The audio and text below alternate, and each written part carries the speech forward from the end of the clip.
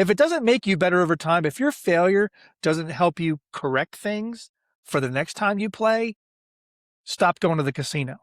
Casino trip, full of chips.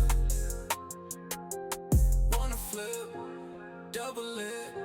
Welcome to the Full of Chips podcast, the only chips you'll never lose, where the stakes are high, the takes are bold, and the conversations are always full of chips.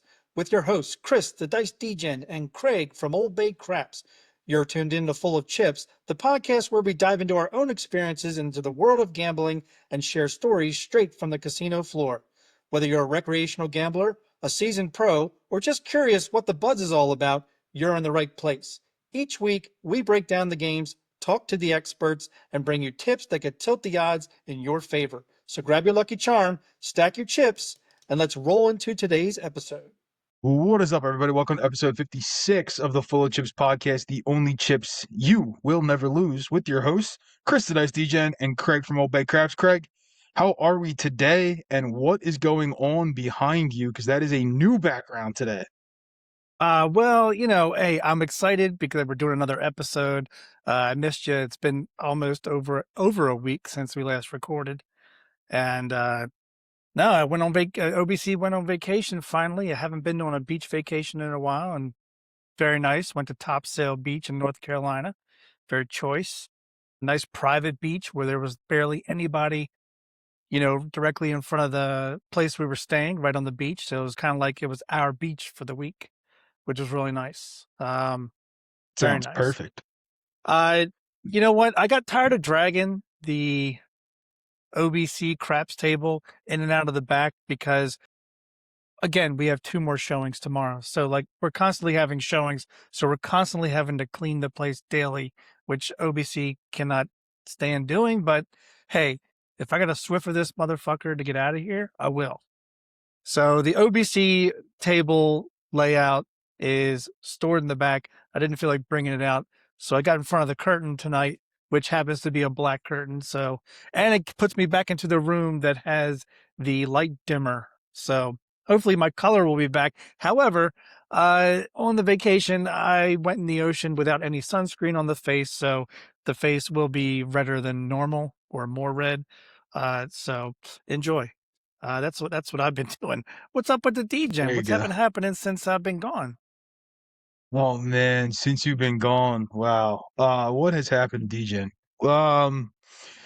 Degen recorded a shit ton of videos for the Degen channel. Oh, boy. I put out like 2 this week. What a concept. And then I think I have like 6 recorded. I gotta edit them, Nice. but I recorded them. I Doing watched that today. work is yeah, I'm glad that video sucked.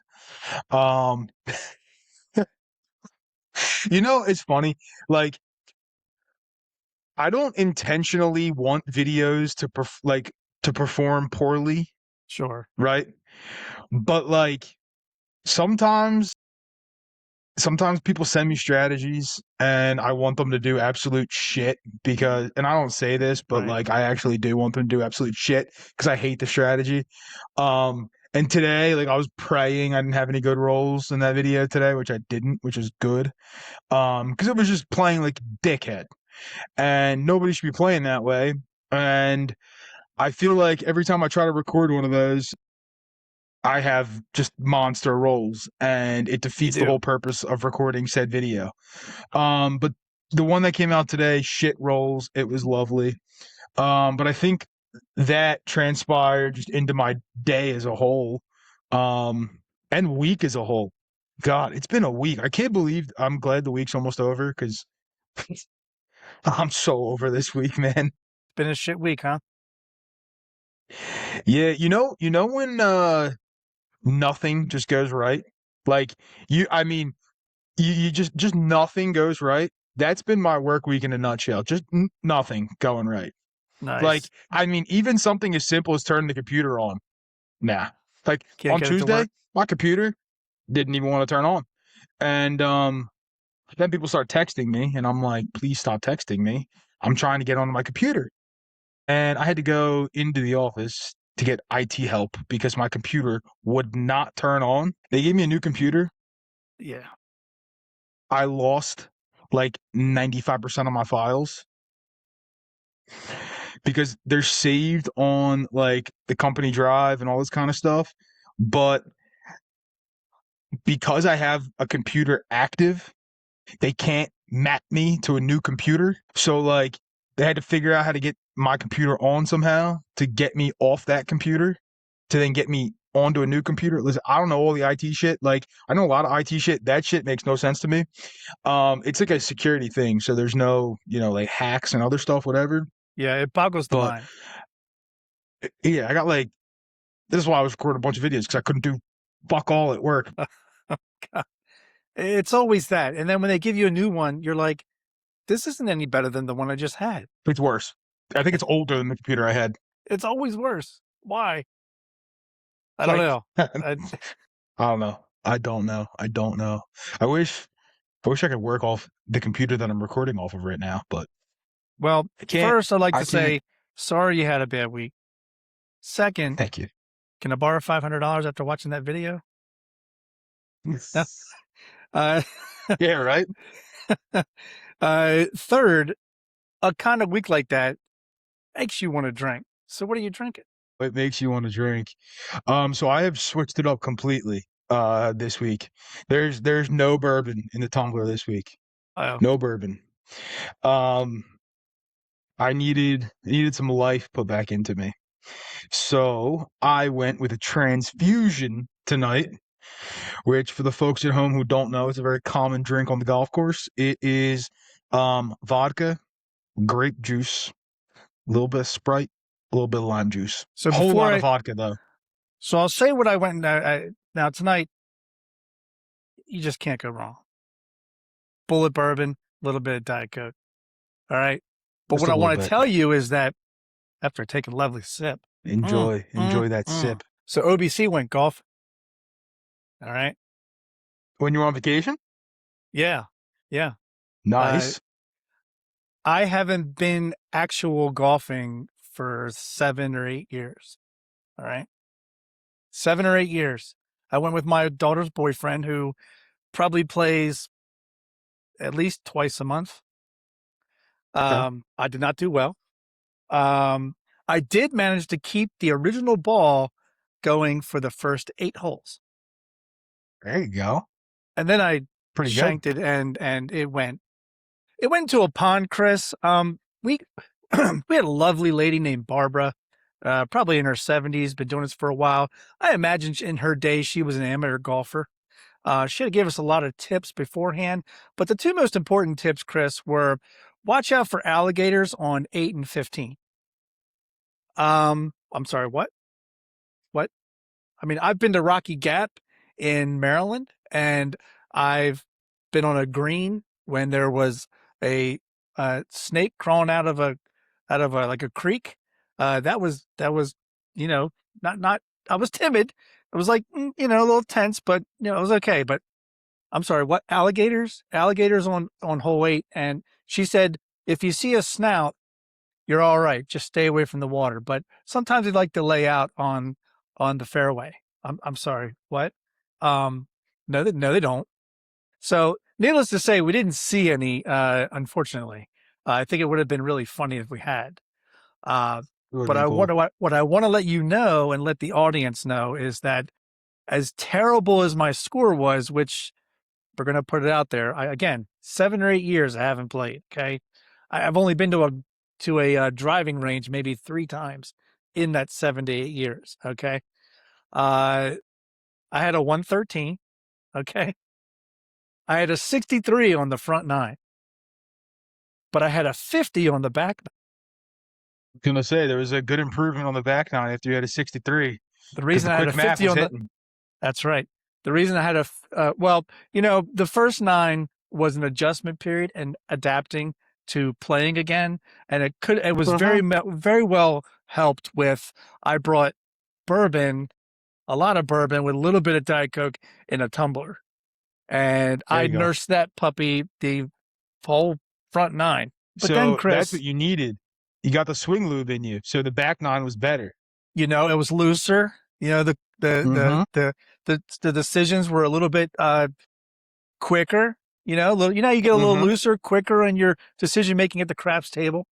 But the reason it was Yeah. a 50 instead of another 63 was because, no shit, I birdied the 17th hole.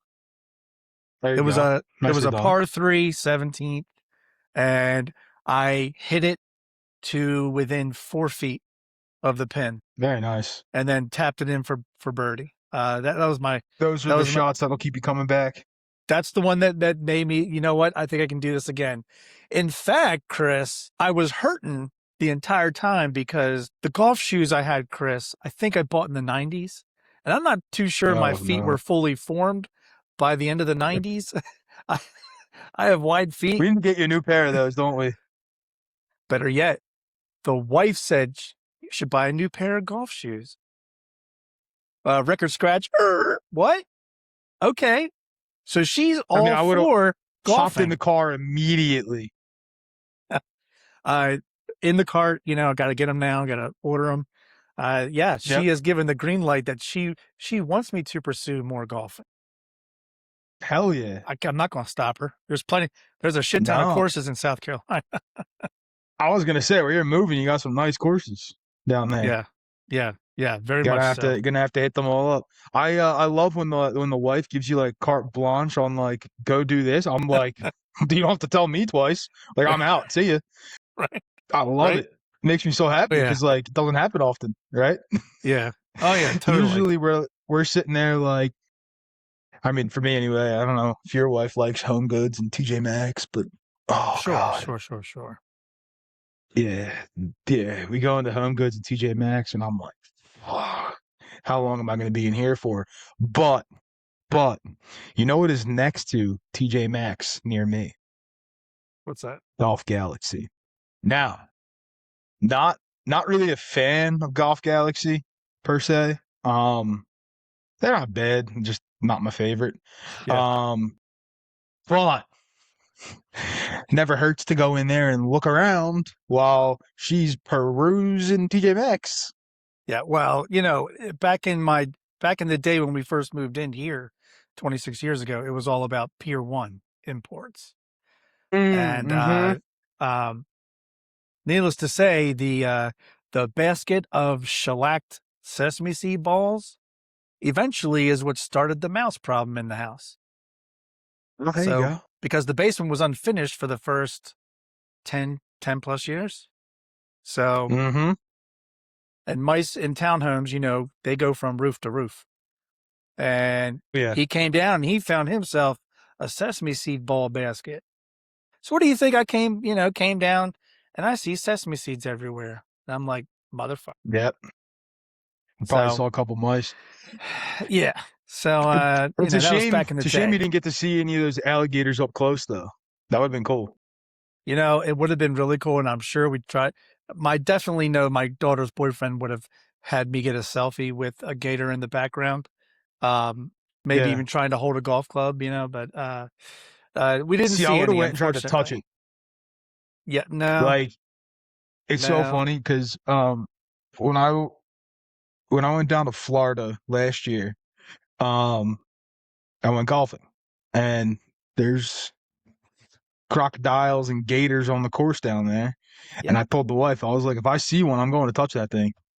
And she's sitting there all 18 holes.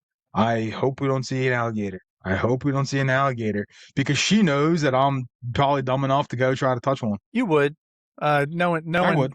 stories you've told me before, and stories of future of where you're going. So yeah, you're like a you're you're like a safari guy in waiting.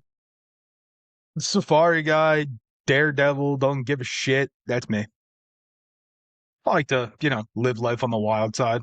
And my whole thing is like, I mean, we all go at some point, right? So like, why don't I go doing something cool? Like, if I go, I go. It is what it is. It was my time.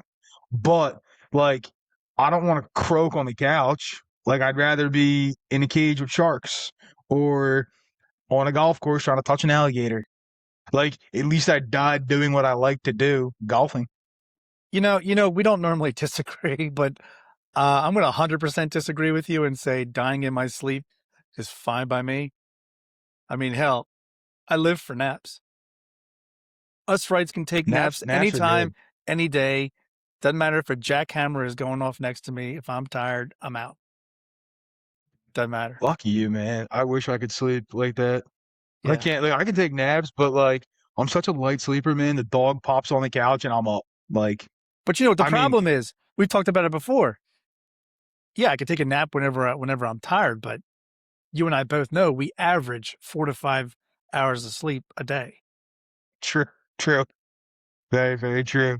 Yeah, no, it's just like lucky if I get 5, lucky. I will tell you, coming back from the trip, I am noticing more white happening. This is practically beaming with the red face right now. So I'm about as white as your cup. Did you get a little bleach in the sun? That's what you can blame it on. You got a little bleach in the sun. It's more than that, but because it's coarse and it keeps growing back. Problem yet? I don't have a problem yet. I got my hair is getting really long, He's growing a really mullet, long. the DGen mullet. I I have it. I have it. It's fully long. My hair is long. Like, I mean, I'm not. My hair's it's been in a hat all day, so it's not gonna look that long right now, and I'm not taking the hat off because don't want to see what that looks like. But maybe next episode I'll have my hair done for the episode. You know, act like I care a little bit for the folks at home. You know. I'm here getting whiter, and you're like Duck Dynasty over there. Nice. Literally, though. Oh, funny enough, speaking of Duck Dynasty, you said the wife let you get golf shoes. The wife gave me permission to go buy another toy. So I'm going tomorrow to buy another toy, and I cannot Oh, wait. okay. Okay. I think I I jive reserved it. where you're getting at. The Duck Dynasty vibe. I can't say the words on YouTube, I don't think. Right. Right. So I get it. I'm sure they'll flag it. But yeah, I found something today, got involved in a bidding war and won the bidding war. You know, Chris, I won a bidding war once with a skee ball machine, and you can't really explain it to your wife. Hey, guess what I won? And she's like, well, how'd you win it if you had to pay for it? Well, it was on eBay, and I was the bid winner. And she's like, well, There you what's that going go. to cost us? 1,200. Yeah, don't worry about the cost. She's Just like, where worry is that it? Roswell, Georgia. And how do you supposed to get it here? It's going to be another $700 to get here. Oh, okay. So it gets okay. here. It gets here, right? Can't get it in the house. What are you going to do now? You can't get it in the house. Won't fit through the window or the slider. Comes in 2 pieces. Yep. Back in the day, Chris, we were still faxing. So I faxed the distribution company that made the sliding glass door on my house. And they gave me instructions on how to uninstall it. Brought the skee ball machine in, reinstalled it, and here it will sit unless it comes out of the house or a buyer decides they want it for their kids. So There you go. Hey, listen, when there's a will, there's a way. Let me tell you. When there's a will, there's a way. Like if you want something, you're gonna find a way to get it in. Let me tell you, when we were when we were looking for houses, I had bought my craps table like what 2-3 months before we started like seriously looking for houses. Half my considerations when I was coming through a house, like I was looking, okay, this looks good, yeah. All right, now where's the craps table gonna go, and how do I get it there? And I'm like looking around. I'm like, how am I gonna get it in here? Is it possible? Is it possible? Well, ended up in this house, and it wasn't too bad to get in. look, you're one of the lucky ones with the spouse that's in there. So we're gonna, I haven't gotten to that point Very yet. true. You know what's funny? Ms. DJN loves it. Like, it's so funny because people come over and like they're like, "Oh, you weren't kidding! Like, you have an actual craps table in your house." It's like, yes, I do. Like, I have a regulation 12-foot table in the house, and they're like, "We thought you were kidding." I'm like, no joking here. Like, this is legit.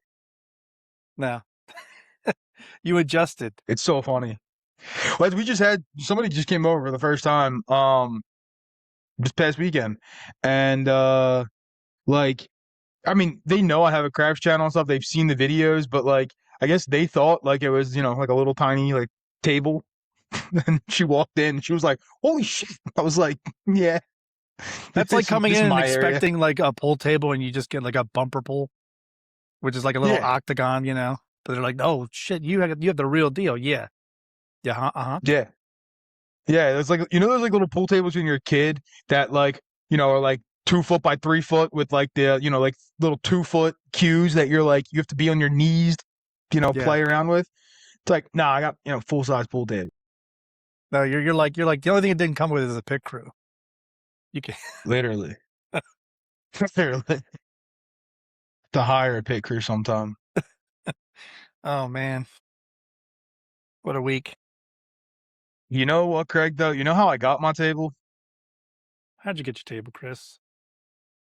I've told on the podcast before, but it was a great winning session. Unlike what we're going to talk about today. We're not talking about winning session today. We're not talking about winning. We're talking about losing today, which my week has been a loser of a week, as I started out saying. But it's not just the losing losing session. happens. It's the effects of a losing session. Yeah. Yeah. Because it can have an effect on you over time. And It definitely does. yeah. It can It definitely does. I feel like the losing sessions are worse than the winning sessions. Like winning sessions are great and wonderful and all, but like shit. I mean, I remember a handful of my winning sessions, like the big wins, right? I remember those. Or sure. like something that made it memorable. The losing session, shit, I remember almost all of them.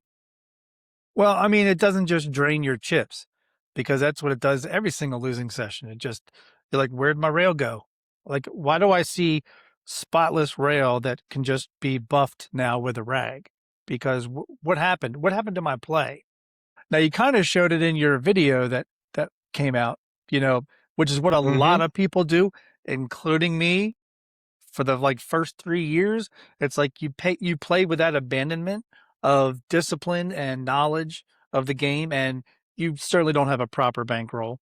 Just like you showed in your video, you were going 110 inside, playing the hard ways on a $500 bankroll. At most, you gave yourself 3 shots. Three Yeah. shots. And then what you get happened a in 3 little aggressive shooters? with it. Yeah. Yep. 3 shots, 3 shooters, gone. And you're literally, Chris. Now, granted, it would have gone a little bit longer at a real casino because it was just you on the table and you're dealing to yourself. You're pretty quick. But True. 15 minutes is not too far from the half hour I've been before at a casino and been up and gone, back in the car with nothing to show for it. It definitely can have an effect on you. I mean, it tightens your chest. It speeds up your decisions because when you're down to nothing, now you're like, okay, what do I do? What do I do? I only have like 117 left of this $500 bankroll. And you're like, now you're starting to make decisions that you're just trying to chase losses. That's exactly where it leads to. And all the while, the casino's whispering to you, you can get it back quickly. Just play over here, play in the prop section. And you're like, 1, 2, 3, roll, done. I didn't even get a chance to play in the prop section. I wanted to. I literally said it in the video. I was like, I want to play in the props. I didn't get a chance. You played 2 world bets for $5. Like that was the extent of your prop play besides the hard ways. Like I had all these grand prop ideas and I didn't even get to play them because it was so quick. But let's dive into that real quick because that's where I think most people, including myself in the early goings, is I would jump into bets that I shouldn't be playing yet because I saw a hard 6 and a hard 10.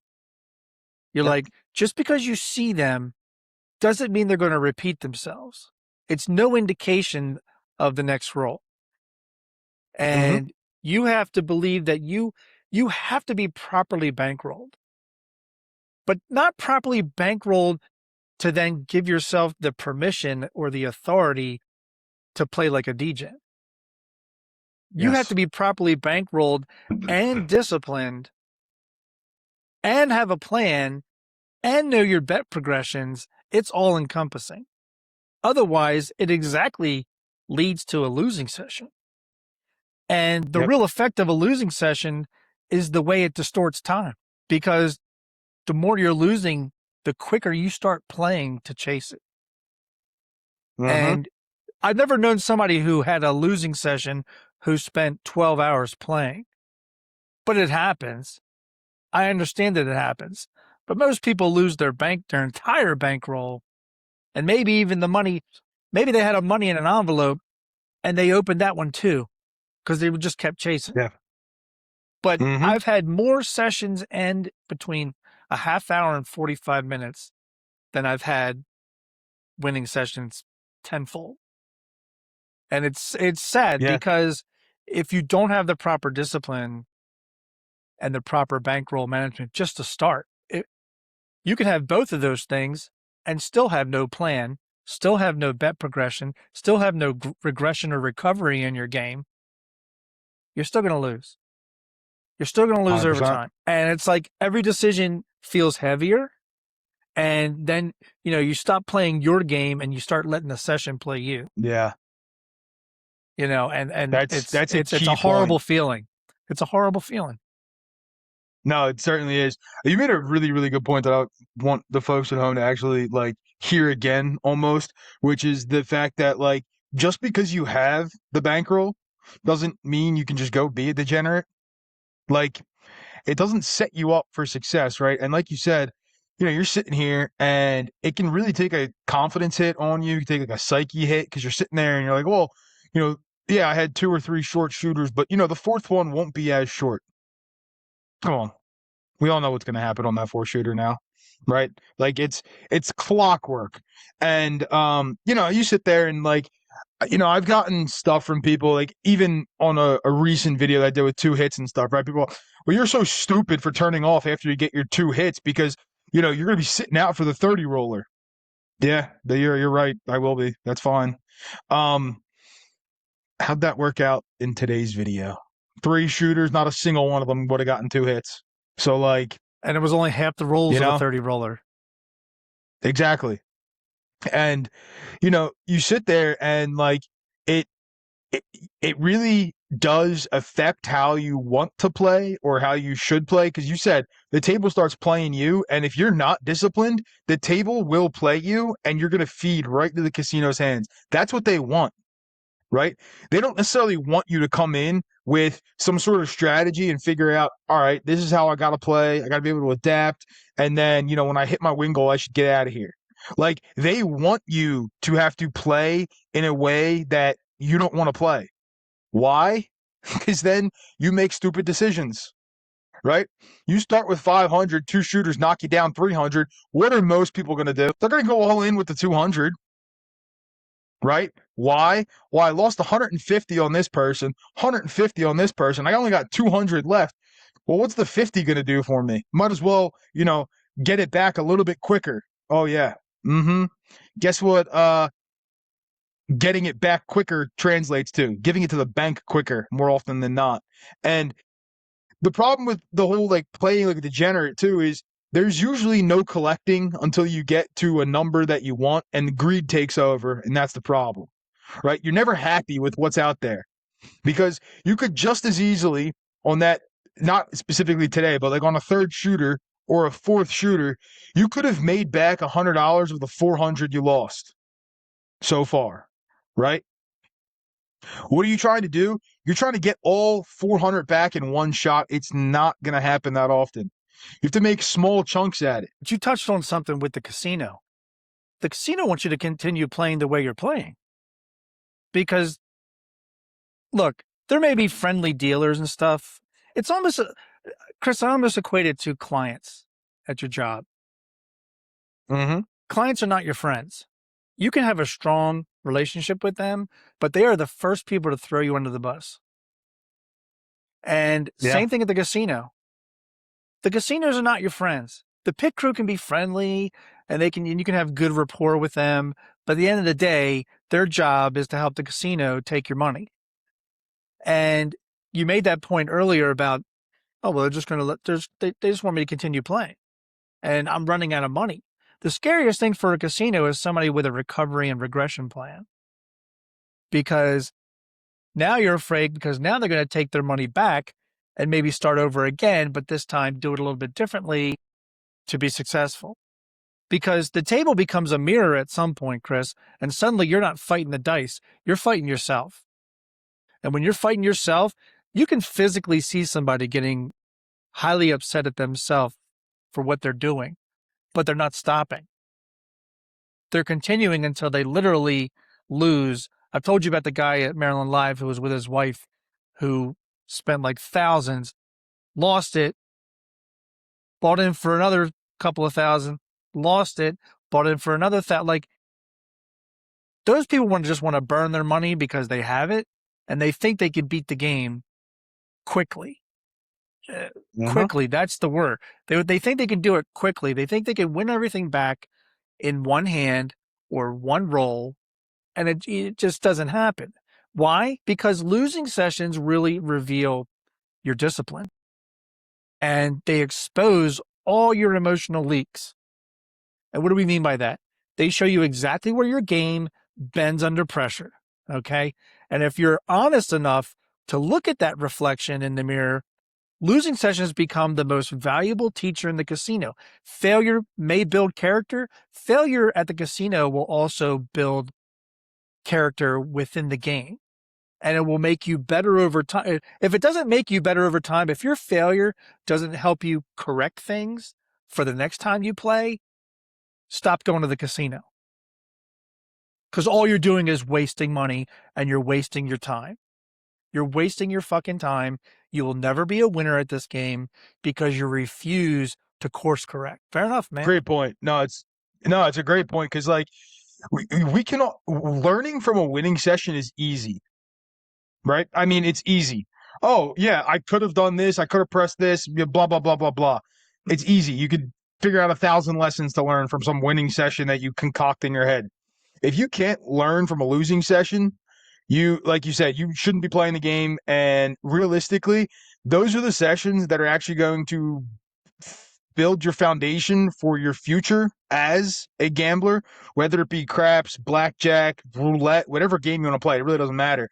But those losing sessions need to be a lesson in something for you, and hopefully a valuable lesson, right? It's obviously an expensive lesson because, yeah, you lost, right? But hopefully it teaches you something you shouldn't do again, or teaches you maybe I need to think differently about the game or how I play or something along those lines. But like, realistically, I've learned a hell of a lot more from losing than I have from winning.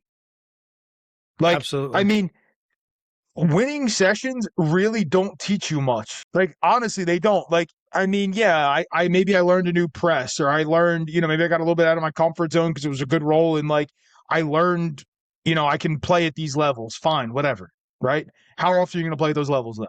Realistically, when you're losing though, that's when you're really learning about your discipline, your emotions, right? Because we always talk about emotions. When you start bringing emotions into it, forget about it. You're done. The casino loves you. Loves you. Yeah. Well, yeah, but also, if you had a winning session because you took a chance, you can't believe that that's the learning part of it. So you're going to learn that you're always going to win if you take a chance. Yeah. What are you going to do? You're going to go in and just 500 in the field. Believe us, we've seen it. We've seen people just go fucking gangbusters in the field, like that's the only thing you can bet in craps. And it doesn't work. I think you and I have probably seen it more maybe at blackjack. At least I don't know. I've seen it. I've only been playing blackjack again for over a year, or about a year. And I've seen more people buy in and flop down thousands to try to catch up than I've seen in craps. You see more angry people who just leave the table at craps, like furious anger, or just they walk away silent, but I think what we're really also getting to is, and the reason why we picked this other topic, Chris, is because they kind of it kind of goes into this. Your losing session and your ability not to learn from your mistakes and what you do at the table, and the fact that it makes you speed up your decisions when you're losing and you're not properly bankrolled, it leads to overbetting and underbetting at the wrong times. Mm-hmm. Because what are you bringing in a losing session? A lot of times you're bringing emotion, and overbetting is emotional. Underbetting is fearful. Underbetting means you don't really know what you want to do, and you might be the collector. And granted, can people have a winning session and just collect, collect, collect? Sure, but that takes time And discipline. and discipline. Lots of Correct. discipline. No, very good. Thank you for throwing that out there. Time and discipline. But a lot of times underbetting is just you're fearful of, you don't think it's going to hit, or what if it doesn't hit and I put it out there? You can't think like that. But the problem is both are expensive. Both of them are Mm-hmm. expensive. And when you have Yep. that losing session and you start doing that, because let's be honest, overbetting really, it comes out of frustration. And I'd Yeah. say more so frustration than false momentum, but that's another part of it. But I think more so it comes from frustration. You're trying to make up for lost time and you're chasing those losses. You have that, what do they say? You have that, I need to make something happen now. And Mm-hmm. that involves bad decision making. It involves quick thinking the wrong way. And now you're also playing things you don't normally play because you're trying to go for the high payouts, which are the highest risks on the table. And it's just a horrible mindset to have. It really is, the gambler's version of swinging too hard at a pitch you shouldn't have chased. Yeah. Yeah, I think it comes out of frustration, like you said. And I think the other thing it may come out of too sometimes is overconfidence, right? Which is we're circling right around that. Where like you think you know something that the casino doesn't know almost, or like you think you figured something out, and it could be from a losing session, it could be whatever it may be, but you're overconfident in your ability to actually bet. Sometimes your overconfidence overshadows the actual bankroll that you have, right?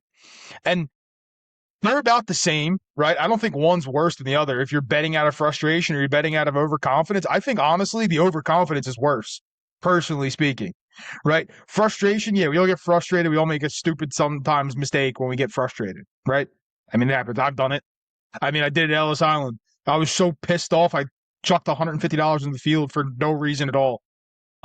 It didn't hit, but like it was out of pure frustration. Not the flip side of that, which is overconfidence, which also leads to more frustration most of the time because you get smacked down and humbled real quick, and you're like, shit, I shouldn't have done that. Now I have to play from behind, and what happens? Then your emotions start taking over, right? But I think the premise of the overbetting and the underbetting, I think it's funny. I don't think enough people think about underbetting. I think everybody thinks about overbetting. Oh, this is, this person's overbetting, or maybe I'm overbetting, or whatever it may be. I think it's easy to analyze the overbets. I think it's really, again, it takes a lot of self-reflection and the ability to really look inside yourself to see, am I underbetting? And why are you underbetting? Right? Not the fact that you're doing it. Why are you doing it? Is it, like Craig said, are you afraid? If you're afraid, why are you there? Because realistically, why are you there if you're afraid? If you're afraid, you should not be playing. But you're right, because underbetting is the opposite.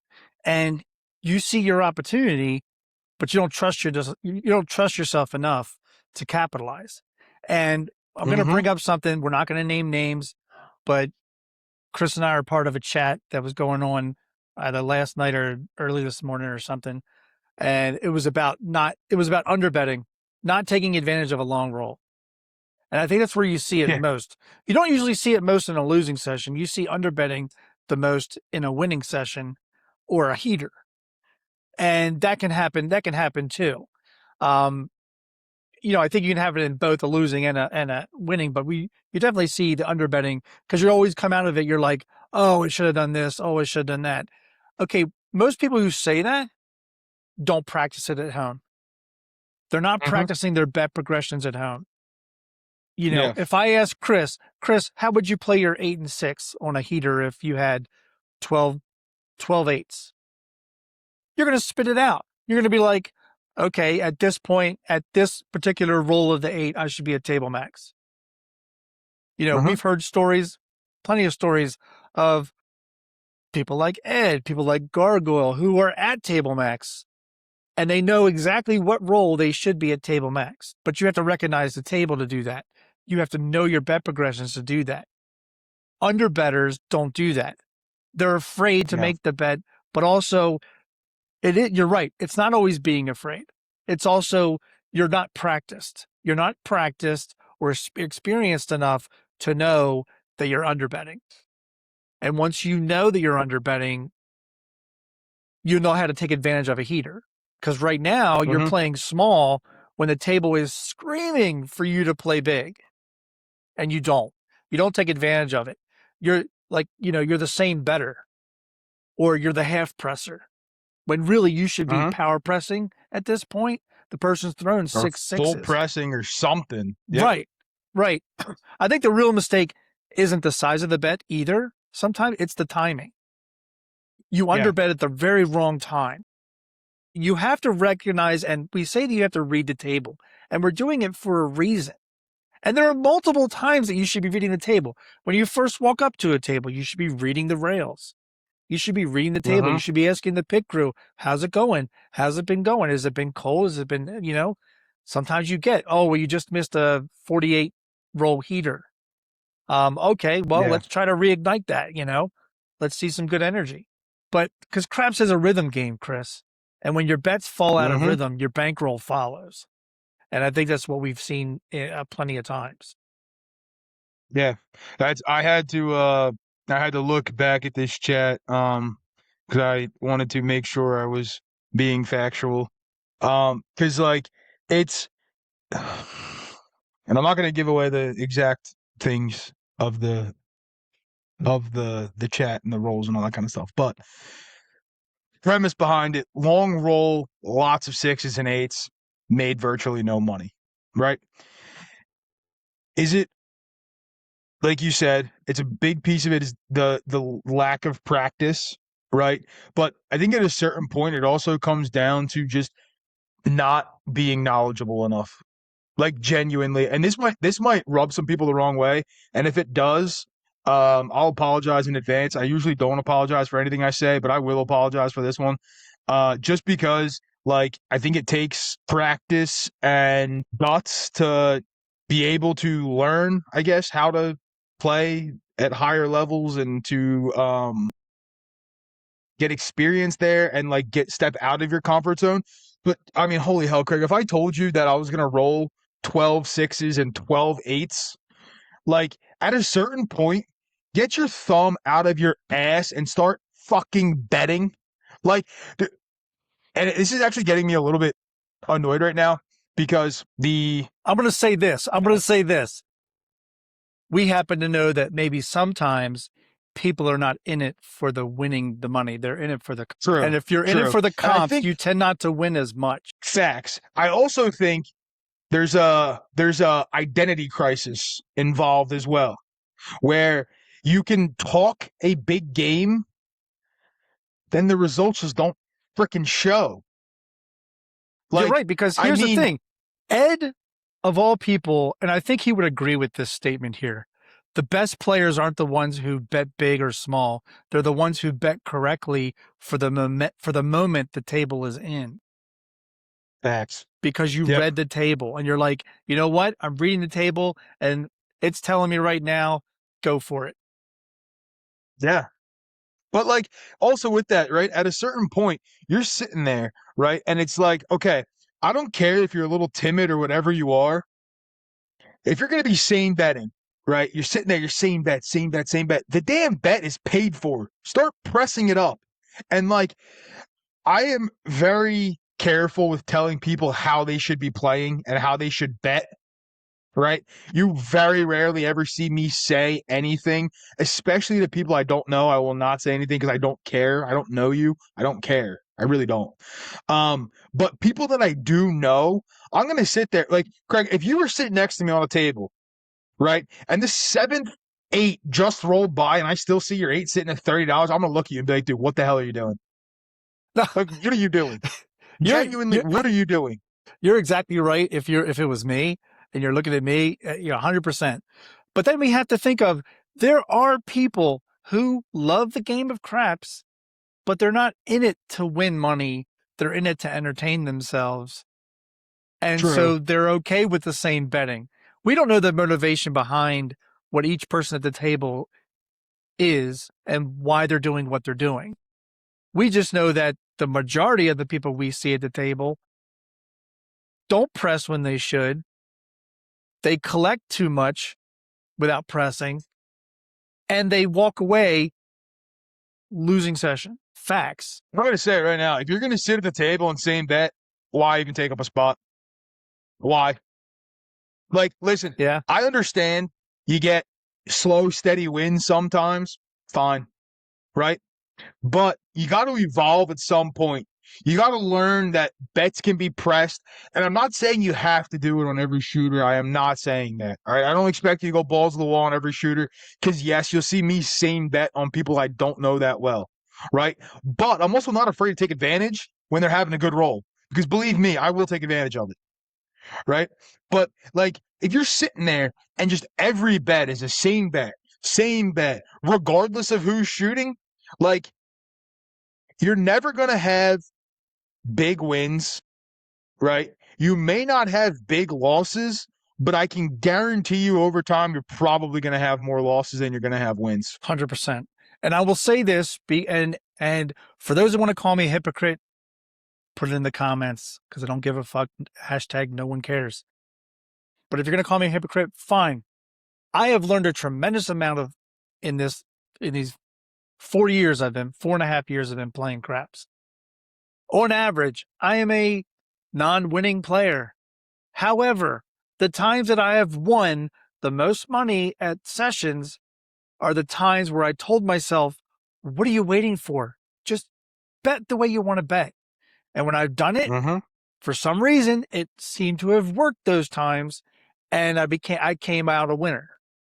And I'm not just talking about a $100 winner on a $500 bankroll or a $200 winner on a $600 bankroll. I'm talking about a $2,200 winner on a $500 bankroll, or buy-in, I should say, because and it was funny. You mentioned earlier about, sometimes going degenerate. You're like, I don't even know what I'm doing going 150 on the 6-8. I started a session at 150 on the 6-8, one hit, regressed, went to 160 across, paid for with $10 profit. And that's the session I turned 460 into 3,300. And I've already said it would have been 3,300 had I stopped playing, but time is your enemy. Yeah. And I wound up with 1,700, but still 1,700 is a pretty good win on a 460 bankroll or buy-in. And it was only really 4 shooters at most. One person had a 40 roller. Hey, listen, but you took advantage of it. And the thing with that too is it wasn't done with bonus bets, right? It's done with box numbers and pressing box numbers. And I think this is a problem people have too, where they're always looking for the damn bonus, right? That's what they're looking for. Listen, folks, I'm going to tell you right now. You can make, and we've said it before, but I'm going to keep saying it until I'm getting eaten by an alligator and I'm dead on a golf course. You can make so much more money in the box than you can on bonus bets. I'm telling you that right now. And people are going to be like, well, DJ, no bonus bet's going to pay me $1,200 or no box number is going to pay me $1,200. You're right. You got to get there first, right? But think about how quickly you can make your box bets pay more than that bonus bet would pay, right? Forget the full-blown ATS aside of the ATS. It's going to pay you $150 if you put $5 on it, right? That's what it's going to pay you. Let me tell you something. 3 hits on the 6 or the 8 can pay you $150 too. And it's not like it's where you full press, full press, full press. No, you don't have to do that. Watch. You go $30 on the 6 and the 8, right? One hit pays you 35. You go to 60. Okay. You have now $30. You've turned it into $60. Basically doubled it, right? Next hit, that second hit, you can collect 70. You can leave it there because it's paid for and collect another 70. Guess what? You didn't risk all but $30 and you pocketed $140 and you got a $60 bet out there that's paid for. You could regress it to 35 and now you got a black chip. You got a black chip. Yeah. Like, it boggles my mind sometimes when I see this because it really gets me. And I know we've kind of gotten off the overbetting, underbetting topic, but they all go hand in hand with this, right? Where like people are so focused on hitting bonus bets.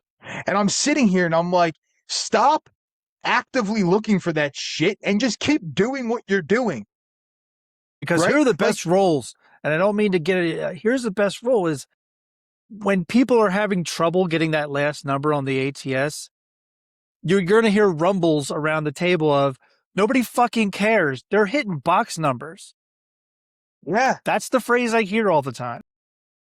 Yeah, no, exactly. And like, you know what's funny? And I've said it on the episodes before, and I do it religiously. When I see somebody, whether I'm on the ATS or not, I see somebody trying to hunt for a number, I turn my bets off. Why? Because I know you don't give a fuck about the box numbers anymore. I know that you're looking for that one ATS number. Are you going to get some box numbers? Probably. Do I care enough? No, because now I know that you just care about that bonus bet. Why? Because you're probably going to go text your buddies, hey, guess what? I just hit the small. Look at me, look at me. No one gives a flying fuck, dude. Literally, nobody cares. Nobody cares. All right? Because your $150 payment on your damn small doesn't matter when my 6 and 8 are sitting at $300 a piece and I get paid $350 if you hit one of them. That's what I care about. I don't care that you're going to get paid $150 on your stupid small because I see it so often, right? Even at my neighbor was telling me, right? And like I wasn't there, but my neighbor was telling me about the session at my local. By the way, side note, my local has crapless now. Just had to throw that in there real quick. That's a whole topic for another day. But and no, I have not stepped foot in there yet to see the crapless. It's been in there for a couple weeks, but I haven't been to my local in a little bit. Anyway, my neighbor's telling me about this session, right, that he's at, and guy was missing a 3 and a 10 for the small, the tall, and obviously the full ATS, right? And he had a good roll going into that. My neighbor was making money. My neighbor was on the ATS. But he was making money in the box, and he was actually texting me during this, and he goes, "Guys, a 3 and a 10 away." And I'm like, "Oh," I was like, "Is he hunting?" I literally said back, "Is he hunting?" And my neighbor goes, "Yes." I was like, "Dude, turn your bets off. Turn them off. Trust me. Turn them off." What did he do? He turned his bets off. Guess what? That guy was hunting. He's probably still hunting because he didn't throw a damn 3 or 10 and he 7'd out pretty quickly. And my neighbor was like, "Whoa, like how'd you know?" And I'm like, "Well, one, it's experience, right? I've seen it enough to know what's probably going to happen. There's very, very few people who can hunt and actually hit it, right? Unless you're an Jen said it. experienced dice thrower who knows their dice sets, who knows Yeah. what to turn it into to get a certain number. Mhm. No, they're just throwing differently to see if they can change things up, and that's just automatic turn off because they're Yeah. going to throw a 7. Well, eventually it's going to come, right? Because, like, one, it's the most common number. And two, the people that you're talking about, they're very consistent, right? Their arm toss, their arm swing is consistent, the energy, the toss, all that kind of stuff is consistent. So, yes, you can manipulate the dice for a specific result if all of that is working well and you see consistent results. You can try to flip dice over, turn pips one way, the other way, and try to get that result. But when you're basically random hucking and you're trying to analyze your toss, each roll, and like you go, okay, well, I had a 3 on this side, I have 5 on this side. It came this way. Now I'm going to turn it. And then next thing you know, they launch them like 3 degrees higher. I'm like, dude, that's different toss. That result not coming. I can tell you that right now. It's not coming. Right. And if you do hit it, it's by, you better go play the lottery because you got lucky. No, you're 100%. And, a lot of this we wouldn't know unless we learned it from our mentors. And so I think it might be time, Chris. I think it is time, Craig. I think it's time for the top 5. Top 5.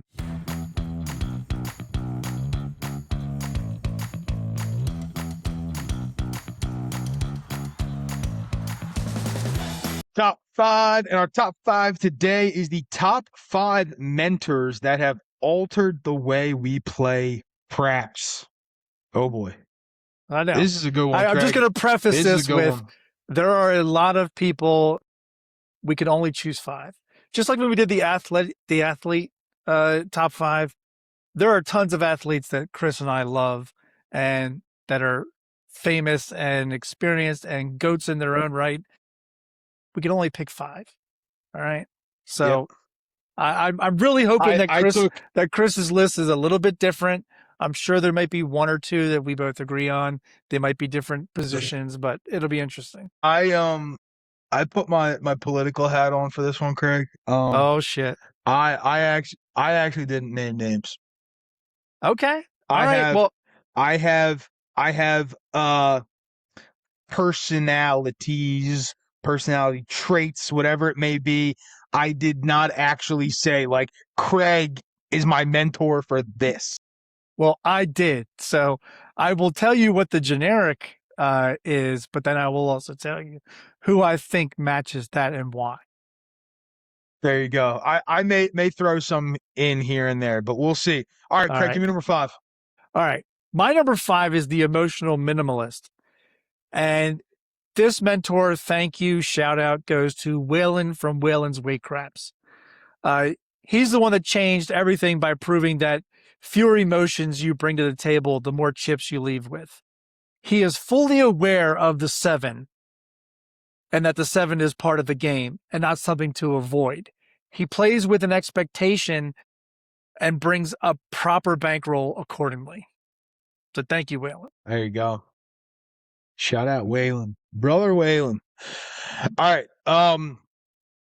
My number 5 is the table mentor, I called them. They actually teach you how to play the game of craps. So be honest with you, Craig, even if I wanted to name this person, I couldn't name this person. Genuinely could not name this person. Because they taught me when I was in Vegas. And I don't know their name. I just know that it was a guy and his wife. That's what I know. But taught me the foundational pieces of the game, some of the etiquette, how to, interact with the dealers and stuff, where to put the bets on the table. Now, obviously, that has grown and adapted as I have become more familiar with the game and learned more and all that kind of stuff. But I think everybody has that one person who taught them how to play or was influential in giving them the knowledge to then want to go continue learning how to play. Love it. Love it. There you go. Shout out random Vegas guy. Shout out dude and his wife. Don't know your name, but shout out to you, bro. Little did he know that you'd become the DJ. Right? Little did he know. Gotta find him. I'm gonna go on a hunt. I don't even know if I don't know where he's from. I genuinely had nothing about this guy. Nothing. That's usually how it starts. All right. My number 4 is the pace setter. So this is a shout out to Sweet Lou, aka Steel Legion. He's the player who taught me that the table's tempo matters more than the table's trend. Rhythm, check. Focus, check. Lou knows that the rolls will come, but it takes both concentration and good table flow. There you go. All right. I'm probably gonna shout out like half the AC crew for this one. It's probably they all had a piece in it. Not all of them, but a handful. Number 4, the bankroll and discipline mentors, the ones who taught me that my biggest enemy is myself. Taught me about win goals, stop loss limits, how to section off bankrolls. Now, again, I've adapted and I've gained things from other people, but they were the AC crew, specifically Ted, Lou, Jeff, Clay, were the first ones who really kind of got that in my head. Not chasing losses, how to not underbet, how to not overbet, all that kind of stuff. But basically removing emotion from it and becoming more disciplined in the game. Awesome. All right. My number 3, the Journeyman. This is a good shout out. Thank you to Lauren from Big AZ Craps Guru, the one who taught us that the best thing is to stay consistent to the game and share what you love with others.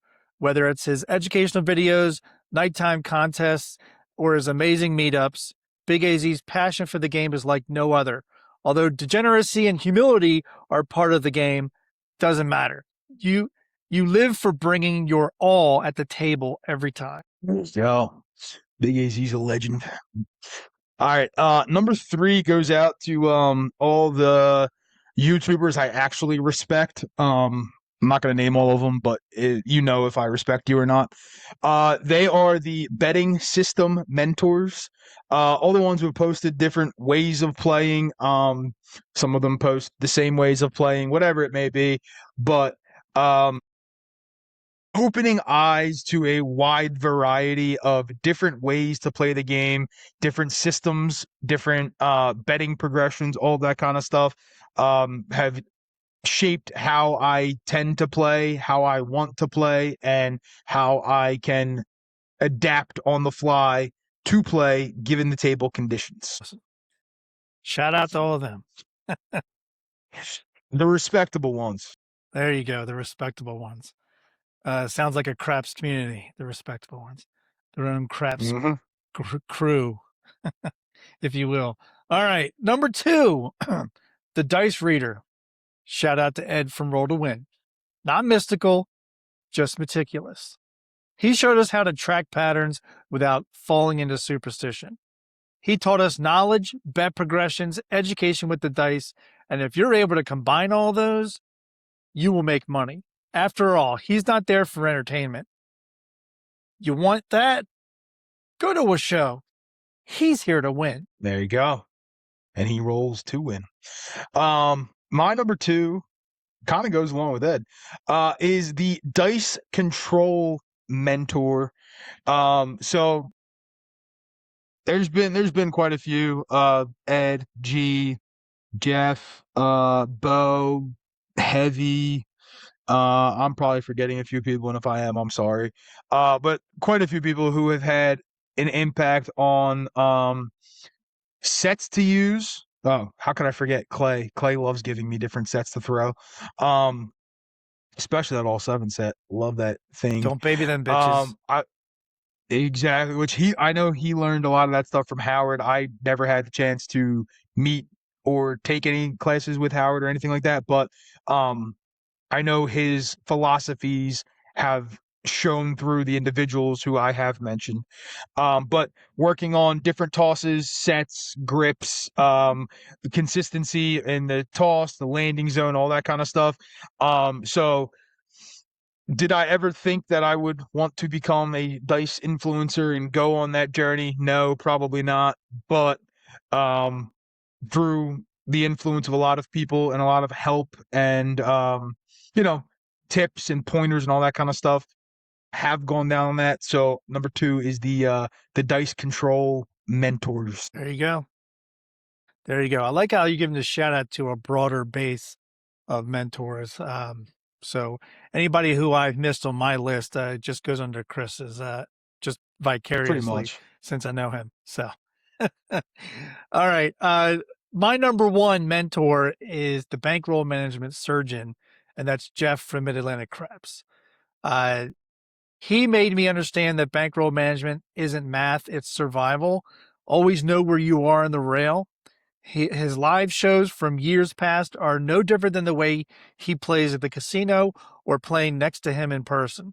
Jeff's made money whether he's rolling or someone else is. He is a big proponent of using casino money to play the session and know when to walk away. If you're disciplined in life, you damn sure better be disciplined with your bankroll. There you go. There you go. All right, my number one, and I hated putting this at number one because I think people are going to take it the wrong way. So I have to put a little caveat in the front of it. This is not about being a mathlete. All right, it's not. It is the math mentors, who have taught about, house edge, EV, odds and probability, bets to play, bets not to play, all that kind of stuff, right? So I got to shout out two specific people who really influenced this in the beginning and made me really start thinking about this, which one of them was Greg from 555. The second one was John from ProCraps. Really got the thinking about bets and understanding the math behind the bets and not becoming a mathlete and being a pass line with max odds guy. All right. That's not what I'm talking about. I'm talking about just understanding the different house edges associated with bets, understanding the probabilities of getting different bets, why you would play certain bets over other bets, and genuinely what is a good bet, which for anyone at home who's wondering what a good bet is, a good bet is a bet that pays and wins. But no, learning the math and really trying to teach the math piece of it and not be a mathlete about it. I love it. I love that the two lists were different in the way they were structured. It was Yeah. funny. We still had our number twos were still geared towards Ed and dice setting. Yeah. Yeah, it's funny. I was thinking about putting but I was like, I'm not good enough to call myself a dice influencer. I try. So I can't put that as number one, but because that's not the whole game, right? It's a part of the game. Right. I think math encompasses the whole game. So that's why I put that at number one. But yeah, people can make an argument either way. I mean, shit, people can put their bankroll. From what we talk about, I mean, bankroll should probably be number one, like you put it, but I put it like 4 or whatever I put it out. Hey, look, if anybody thinks that we left out somebody that should have been on the list, put it in the comments. Yes, put it in the comments. Well, Craig, that was very, very good. We've gotten a lot of tips, tricks, and advice from those individuals, but what is our tip of the episode for the folks at home? I think our tip is kind of a culmination of a lot of what we've learned from all these mentors. Our tip of the episode is adapt faster than the table changes. The table doesn't care about your plan. It doesn't care about your favorite strategy. It doesn't care about that whatever worked yesterday. If the table speeds up, you speed up. If the table slows down, slow down. If the table turns cold, pivot quickly or immediately. Adaptation is the only edge that never goes away. The players who cling to a strategy lose, but the players who adjust win. The table moves fast. You have to move faster. Yes. Very, very good tip. Very, very good tip. It's poignant on everything we talked about today. And very true though that if you have to be able to adapt faster than the table, because if you're adapting slower than the table, you're going to get left behind. And by left behind is you're probably going to be trying to play catch up. And we all know what happens when you try to play catch up. But great episode 56, Craig. This was a fun one. I think we turned losing into a positive, which I don't know how many people could do that, but I think we did a good job of it. So great episode 56. Hopefully the folks at home enjoyed. If you did, you can let us know. You can reach us at email, FullofChipsPodcast@gmail.com. Full-length episodes on YouTube, Spotify, and Apple. Short-form content on YouTube, TikTok, Instagram, Facebook. And the Patreon is down below. The link is there. You can go join.